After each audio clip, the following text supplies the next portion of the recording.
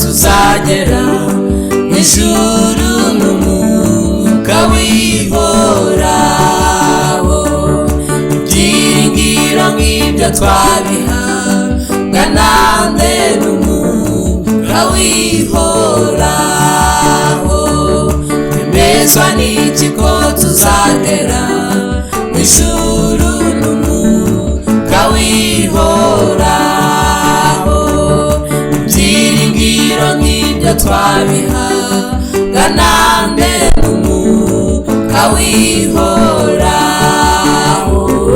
Dushaka uwo mwuka wera, ni Yesu awutugeneye. Dushaka uwo mwuka wera, ni Yesu awutugeneye. Mwuka wera akora imirimo itangaje, niwe wemeza abantu. Tugira ubwoba cyane iyo tutakimwumva, twibaza icyo twakora.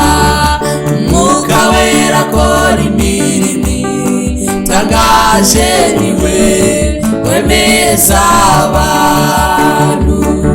Tugira ubwoba cyane iyo tutakimwumva, twibaza icyo twakora. Dushaka uwo mwuka wera, ni Yesu awutugeneye. Dushaka uwo mwuka wera, ni Yesu awutugeneye.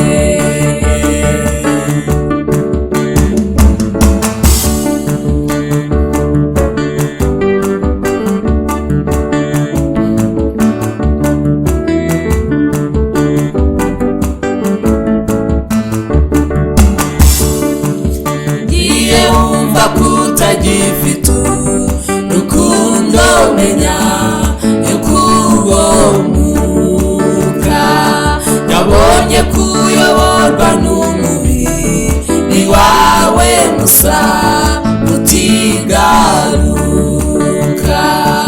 Ugiye wumva kutagifite urukundo, menya yuko uwo mwuka yabonye kuyoborwa n'umubiri wawe musa utigaruka. Dushaka uwo mwuka wera, ni Yesu awutugeneye.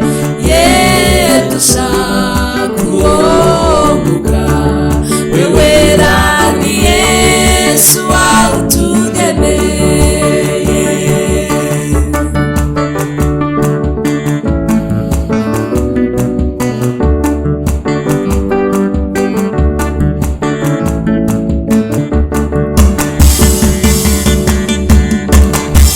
Saba mwami twoherereze uwo mufasha wawe, kuko dufite intambara ikomeye mw'isi, turamukwiye rwose. Turagusaba mwami twoherereze uwo mufasha wawe, dufite intambara ikomeye mw'isi, turamukwiye rwose. Dushaka uwo mwuka wera, ni Yesu awutugeneye. Dushaka uwo mwuka wera, ni Yesu awutugeneye. Dushaka uwo mwuka wera, ni Yesu awutugeneye.